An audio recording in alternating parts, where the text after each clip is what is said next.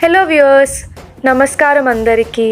ఇవాళ పొటల్స్ curry recipe తయారు చేసుకునే విధానం చూద్దాము. వీటిని తెలుగులో పరవాలని కూడా అంటారు.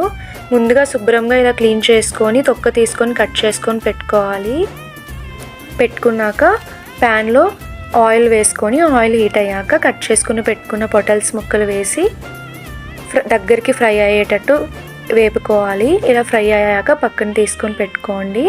అలాగే బంగాళదుంప ముక్కలను కూడా మనం ఆయిల్లో ఫ్రై చేసుకోవాలి. తర్వాత ప్యాన్ పెట్టుకొని జీలకర్ర వేసుకొని వెల్లుల్లిపాయ ముక్కలు వేసుకోవాలి.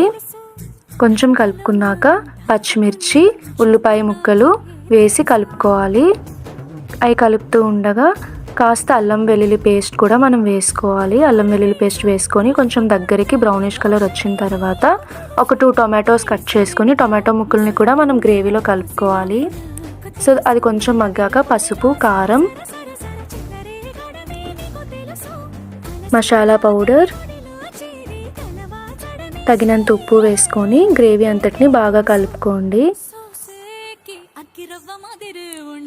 బాగా కలుపుకున్నాక కొంచెం దగ్గరికి అయ్యాక మనం ఫ్రై చేసుకుని పెట్టుకున్న పొటల్స్ అండ్ బంగాళదుంప ముక్కల్ని గ్రేవీలో వేసుకొని కాస్త వాటర్ వేసుకొని మగ్గించుకోవాలి. ఈ కర్రీ అనేది రోటీస్ అండ్ రైస్తో చాలా బాగుంటుంది. తప్పకుండా అందరూ ట్రై చేసి ఎలా ఉందో కామెంట్ చేయండి.